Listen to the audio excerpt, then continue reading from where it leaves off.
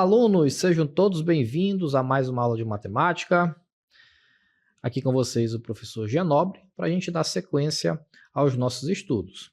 Muito bem, então na nossa aula de hoje, aula de número 8, nós vamos estudar os números racionais na representação fracionária e na decimal.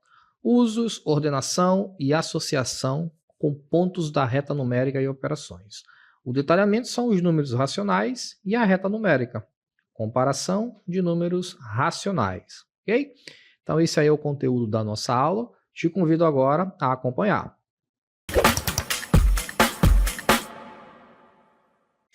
Muito bem, pessoal. Então, os números racionais é um outro conjunto numérico que nós temos na matemática, tá? Nós já vimos o conjunto dos números inteiros, os números naturais. Hoje a gente vai ver os números racionais, tá? Que é um outro conjunto numérico que nós temos dentro da matemática. É um conjunto que ele engloba vários outros tipos de número, vamos entender dessa forma, tá?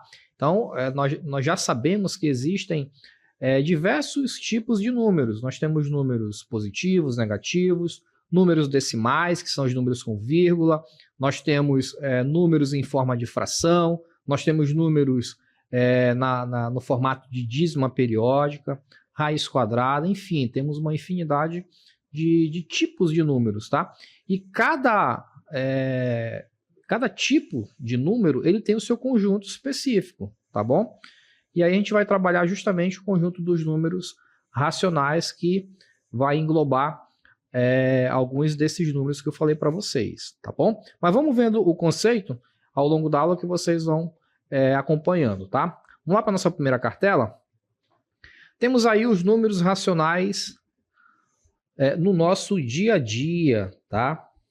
Muito bem, então, conforme nós vemos aqui na nossa definição, os números racionais estão presentes de várias formas no nosso dia a dia, como, por exemplo, na contagem do nosso dinheiro, na contagem própria, na nossa própria altura, ou nosso peso, que medimos em uma balança, em receitas de bolo, etc. Tá? Então, são aqueles números, como eu falei para vocês, são números com vírgula, por exemplo. Então, a gente tem um valor aqui, por exemplo, R$ 12,50. Veja, é um número decimal, tá?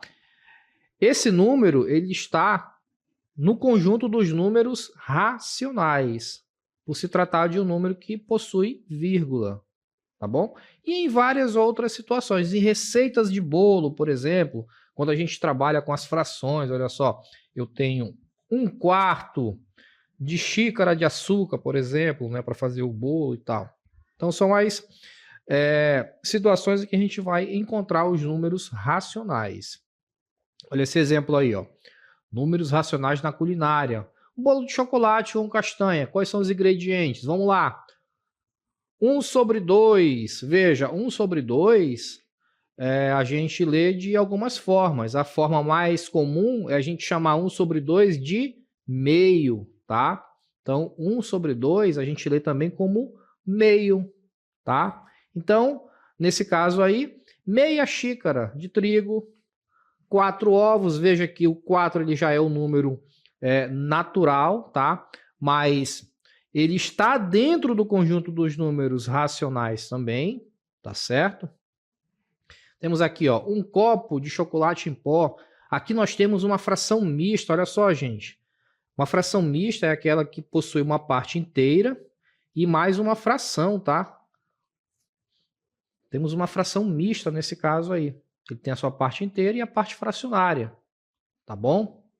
Olha esse outro número aqui, é o número decimal, 0,100 quilogramas de castanhas picadas e assim por diante, tá? São exemplos que a gente vai encontrar no nosso dia a dia. Todos esses números aqui, gente, são números racionais, tá bom? São as frações, são os números decimais, são os números naturais também, eles estão dentro do conjunto dos racionais, tá certo?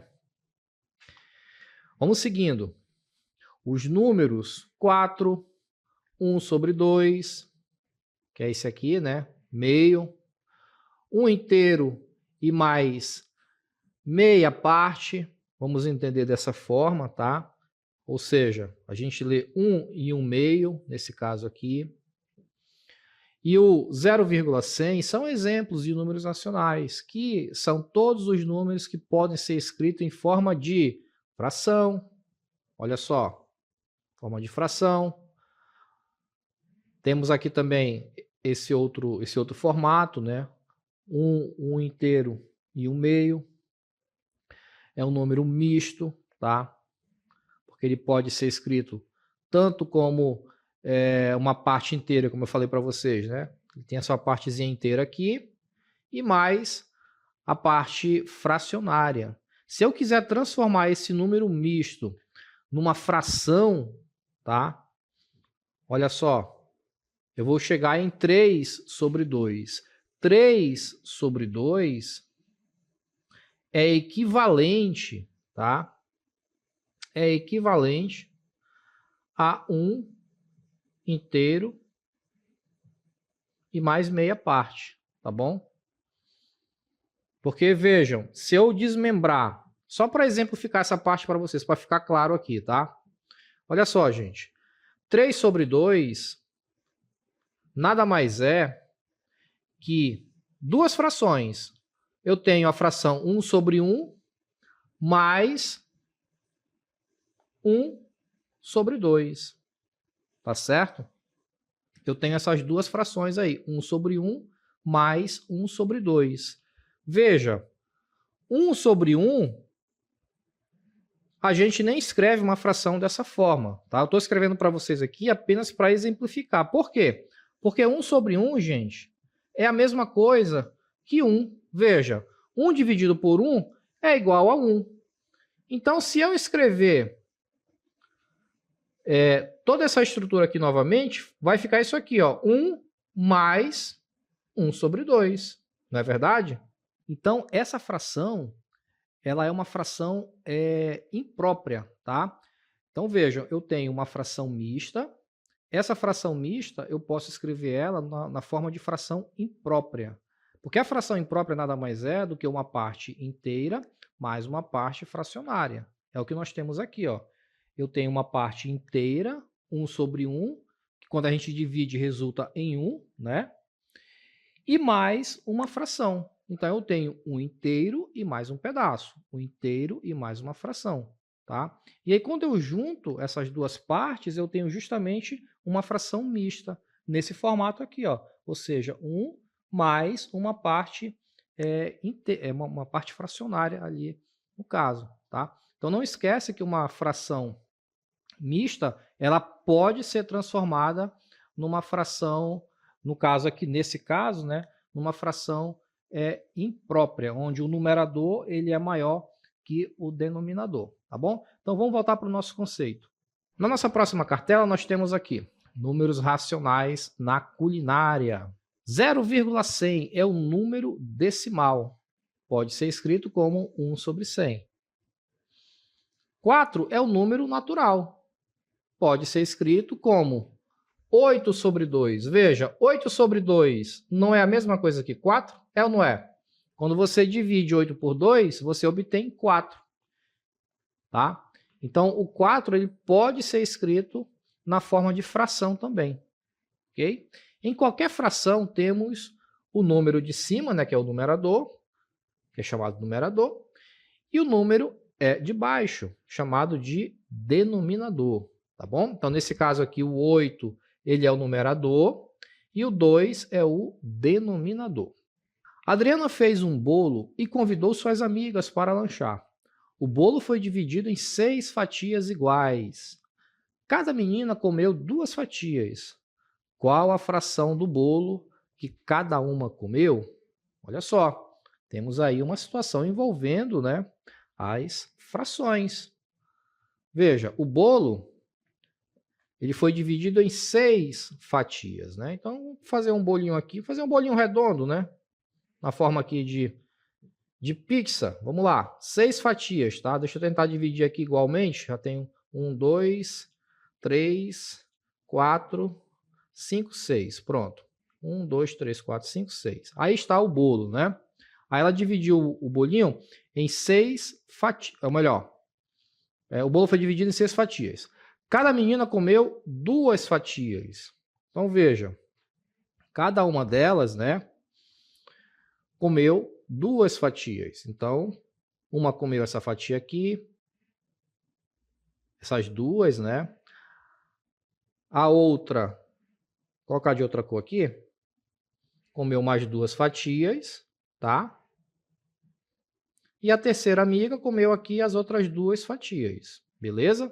Então, veja que cada uma comeu 2 fatias, conforme ela está falando ali, né? Qual a fração do bolo que cada uma comeu? Veja, no caso aqui da fração, gente, o número de baixo, que é o denominador, a gente representa o todo que nós temos, tá? Qual é o todo? O todo é o bolo inteiro, que nesse caso foi dividido em 6 fatias. Então, o númerozinho de baixo da fração, ou seja, o denominador, é igual a 6 nesse caso, tá bom? Porque o bolo foi dividido em 6 fatias. O númerozinho de cima, ele representa a parte que foi comida do bolo. Nesse caso aqui, foi 2, né? Porque cada uma comeu 2 fatias, tá certo? Então, a gente representa, nesse caso aqui, 2 sobre 6, tá? Ou seja, cada uma comeu 2 fatias do total de 6, tá? Agora, olha só que interessante. Quando você soma essas 3 frações, nós temos 3 frações aqui, tá bom? Temos a primeira fração que está em vermelho, 2 sobre 6, né? Ou seja, 2 fatias do total de 6. Temos uma outra fração que está representada em preto, que são essas outras 2 aqui, que também é 2 sobre 6. E temos aqui as frações amarelas, a fração amarela, tá? Que também é 2 sobre 6. Quando eu faço a adição, quando eu somo essas 3 frações, eu obtenho o valor total, né? Lógico, eu pego as 3 frações, junto novamente, tenho o bolo inteiro. Vamos fazer para a gente conferir? Olha só. Então, eu vou pegar aqui, vou somar as 3 frações. Olha só, 2 sobre 6, mais 2 sobre 6, mais 2 sobre 6. Olha aí o conteúdo de operações com frações que nós já trabalhamos, né? Então, veja que nesse caso aqui, para resolver essa fração, como os denominadores são todos iguais, como é que a gente resolve a adição de frações, hein, gente? Olha só, eu vou repetir um desses denominadores, tá? E a parte aqui de cima das frações, os numeradores, eu vou somar. Então, eu tenho 6 sobre 6. Mas observa que 6 sobre 6 é igual a 1, tá? É igual a 1. Porque quando eu divido 6 por 6, eu obtenho 1. E 1, gente, aqui nesse conceito de fração, esse 1 ele representa 100% do total, tá bom? Ou seja, 1 é o todo, é a parte completa. Quando a gente soma todas as frações, a gente obtém o todo que havia anteriormente, tá bom? Vamos seguindo.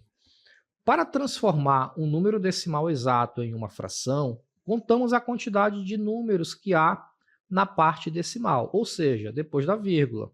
Se houver um número após a vírgula, escrevemos a parte inteira mais a parte decimal sem a vírgula sobre 10.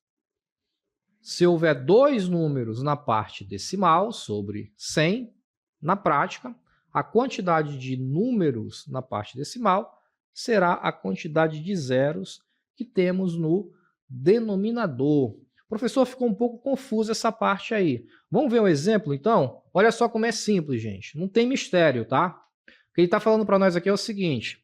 Quando eu tenho esse número aqui, 0,5, aí eu quero transformar esse 0,5, que é um número decimal, eu quero transformar numa fração, tá? O que você vai observar? Aqui eu tenho a vírgula, tá? Depois da vírgula, eu tenho aqui o numeral, que é o 5, tá?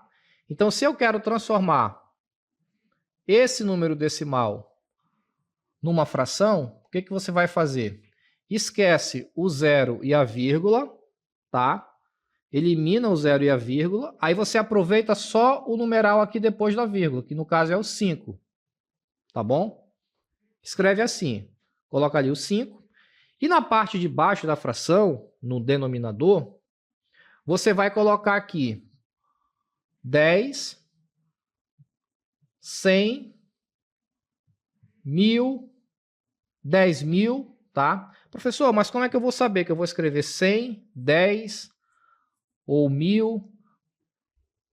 Quando é que eu vou saber identificar isso? Basta você olhar a quantidade de casas decimais que você tem depois da vírgula. Depois da vírgula, você tem uma única casa decimal. Então, nesse caso, você vai acrescentar apenas um zero, ou seja, 10. 5 sobre 10. Vamos ver outro exemplo? Olha só, 0,25. Então, você esquece o zero, tá? E a vírgula. Aí você aproveita só essa parte aqui. Então, vai ficar 25, beleza? E na parte de baixo da fração, como que vai ficar? Veja, como você tem duas casas decimais depois da vírgula, então você vai representar assim, ó. Vai ser essa fração. Vai ser uma fração centesimal nesse caso. Estão entendendo? A quantidade de casas decimais que você tiver vai ser a quantidade de zeros. Olha esse outro exemplo, só para a gente fechar. 0,354. Como é que a gente transforma isso numa fração? Então, veja, você vai desconsiderar o zero e a vírgula, né? E vai aproveitar somente essa parte aqui do número, 354. Beleza? E na parte de baixo da fração, como é que vai ficar? 3 zerinhos. Ó, 354 sobre 1000. Por que 3 zeros, professor? 1, 2, 3. Eu tenho 3 casas decimais depois da vírgula. Entendido, pessoal? Tranquilo? Então, vamos voltar aqui para os nossos exemplos, tá? Então, para você transformar um número decimal em uma fração, tá? Você vai obedecer essa regrinha aí. Olha esse outro caso agora da letra B. Na letra B, eu tenho 1,2, né? Eu já não tenho aqui o zero, tá? O que que você vai fazer nesse caso aqui? Você vai apenas eliminar a vírgula, desconsidera a vírgula. E na parte de baixo, professor, como é que vai ficar? Vai ficar 10. Por quê? Porque depois da vírgula, eu tenho somente uma casa decimal. Por isso que eu vou usar o 10. Olha esse outro exemplo aqui. 2,32. Esquece a vírgula, vai ficar 232. Beleza? Quantas casas decimais você tem depois da vírgula? 2, né? Então, nesse caso, você vai usar aqui, ó, o 100. Tá? 232 sobre 100. Olha esse outro exemplo aqui, da letra D. Veja, depois da vírgula, você tem 3 casinhas decimais. Então, você desconsidera o zero e a vírgula, né? Considera somente essa parte aqui do número, que vai ficar 909. E aqui na parte de baixo da fração, você vai usar o 1000. Por que 1000? Porque depois da vírgula, eu tenho 3 casas decimais. Tá bom? E assim por diante. Mais um exemplo aqui, tá? Para a gente fechar. Vou pegar essa letra G. Letra G é a mesma coisa. Desconsidera a vírgula, então você vai aproveitar somente 232, tá? E na parte de baixo aqui da fração, você vai usar o 100. Isso porque depois da vírgula você tem 2 casas decimais, tá certo? Agora nós temos as dízimas periódicas. O que é uma dízima periódica? Vamos lá. Em primeiro lugar, precisamos entender que existem 2 tipos de dízima periódica, a simples e a composta. Uma dízima é simples se, em sua parte decimal, existe somente a parte que se repete, ou seja, o período. Uma dízima é composta se em sua parte decimal existir uma parte não periódica. Vamos ver? Olha só. Eu tenho aqui, ó, 9,32, 32, 32. Observa o seguinte, gente. O 32 ele está se repetindo. Veja, repetiu aqui e repetiu aqui. O 32 ele repetiu 3 vezes, tá? Por isso que nós dizemos que a dízima ela é periódica, tá? Por quê? Porque o período ele se repete, tá? Ali ao longo do tempo. Então, depois da vírgula, você tem o período se repetindo. E qual é o período nesse caso aqui? É o 32. Veja, terminou o 32, começa outro 32. Terminou esse segundo 32, começa outro 32. Ó. Por isso que nós dizemos que é uma dízima periódica, que de período em período esses valores eles vão se repetindo, tá bom?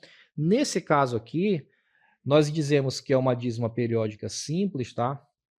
Porque nós não temos nenhuma outra parte aqui no período, nenhum outro número se repetindo. É apenas o 32, tá bom? Por isso que ela é uma dízima periódica simples, tá? Vamos voltar.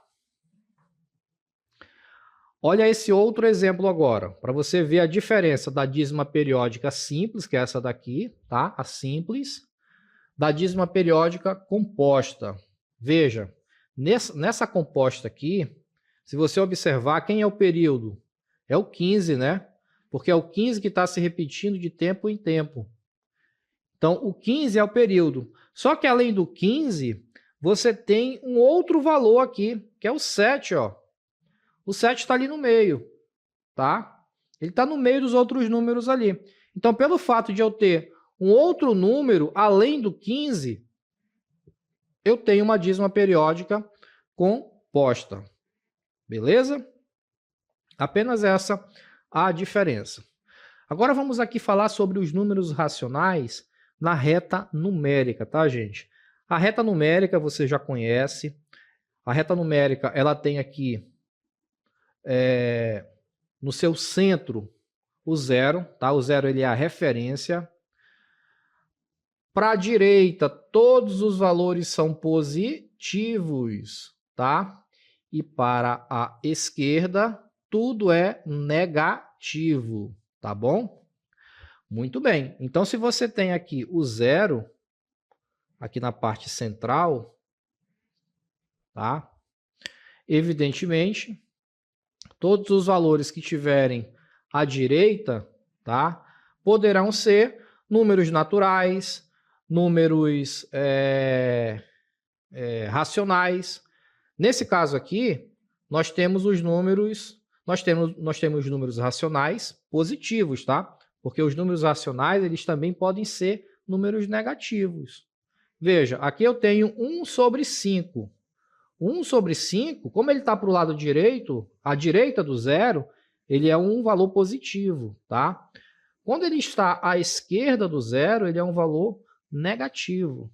Veja que nós temos aqui os mesmos valores, o que muda é apenas o sinal. Aqui é negativo e aqui é positivo, tá? A mesma coisa acontece com os demais números. Eu tenho aqui um positivo. Veja que o seu simétrico, ou seja, o seu oposto, é o menos 1, tá? Os valores aqui, o valor em módulo, no caso, né, que é 1 e 1, são os mesmos, porém, os sinais são diferentes. E isso faz toda a diferença, né, pessoal? Um número positivo, ele é totalmente diferente de um número negativo, claro, né? Apesar do valor em módulo ser o mesmo. Tá bom, pessoal? Então, a reta numérica é apenas isso. Você vai analisar os valores que estão sobre ela, tá? E observar esses valores.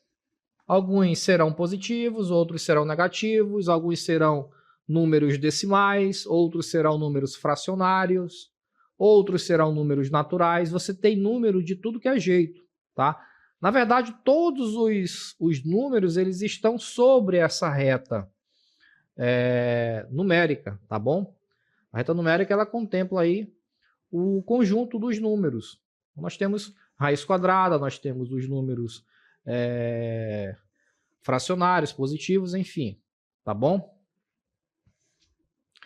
Vamos seguindo agora, falando um pouco mais sobre os subconjuntos, né, dos números racionais. Então, nós conhecemos como subconjunto ou relação de inclusão os conjuntos formados por elementos que pertencem ao conjunto dos números racionais. Existem vários subconjuntos possíveis, como o conjunto dos números inteiros ou dos naturais, pois todo número inteiro é racional, ok? Todo inteiro é racional. Mas olha só, às vezes fica um pouco difícil da gente entender esse conceito, mas quando a gente olha essa representação aí que vocês estão vendo, tá? Essa imagem, ela ajuda a gente a entender essa relação entre os conjuntos, tá bom? E aí eu quero que você preste atenção aqui, ó. Veja, eu tenho aqui 3 conjuntos, tá? Eu tenho o conjunto dos números naturais, o conjunto dos números inteiros, tá? E o conjunto dos números racionais. Se você observar, ó, eu tenho um conjunto dentro do outro. Ó, o conjunto dos números naturais, ele está dentro do conjunto dos números inteiros. E o conjunto dos números inteiros está dentro do conjunto dos números racionais. É um conjunto dentro do outro. É por isso que eu posso dizer que o número que está dentro do conjunto dos naturais, ele também pertence ao conjunto dos números inteiros, por exemplo, tá? O número 5, eu posso dizer que o número 5 é um número natural? Com certeza. O número 5 é um número natural. O número menos 5, eu posso dizer que ele é um número natural? Aí não, tá? O menos 5 ele não é natural, tá? Por quê? Porque o menos 5 ele pertence ao conjunto dos números inteiros, tá? Lembram? O conjunto dos números inteiros são todos os números positivos e também os números negativos, tá bom? Então, observe que eu tenho um conjunto dentro do outro, tá? Por isso que essa representação ela ajuda, tá? Todos os valores, no caso aqui são os números naturais, que são somente os números positivos, sem vírgula, não pode ser fração, tá? São somente aqueles números que a gente consegue contar nos dedos das mãos. Eles estão todos dentro do conjunto dos números naturais, tá bom? Aí dentro do conjunto dos números inteiros, tá? Que é esse azulzinho mais claro, eu tenho todos os números naturais e mais os números negativos. Perceberam? Então, dentro dos números inteiros, eu tenho os números positivos e os números negativos, tá? E assim por diante. Vamos voltar para a gente concluir. Então, veja, quando isso acontece, dizemos que Z, né, está contido em Q. Ou seja, Z, né, é um conjunto que está contido em Q. Ou o conjunto dos números inteiros está contido no conjunto dos números racionais. Ok? Olha aqui o conjunto dos números inteiros, ó. São todos os números positivos, e mais os números negativos, tá? Observa que eu não tenho nenhum número com vírgula, nenhum número com fração, tá? São somente os números ali positivos e negativos. Existem alguns símbolos que são essenciais para a criação de subconjuntos, tá? Então, vamos ver alguns exemplos aqui. Quando você tiver um Q com esse asteriscozinho aqui em cima, é o conjunto dos números racionais não nulos, tá? Vamos ver um outro símbolozinho. Quando você tem um Q com o sinal de mais, são o conjunto dos números racionais positivos, são somente os números positivos, tá? O Qzinho negativo também, com o sinal negativo. Conjunto dos números racionais negativos. E assim por diante. Tá bom, gente? Então, pessoal, falamos aqui, né, sobre o conjunto dos números, os principais conjuntos numéricos. Espero que vocês tenham compreendido. A gente fica por aqui e nos encontramos numa próxima oportunidade. Até lá.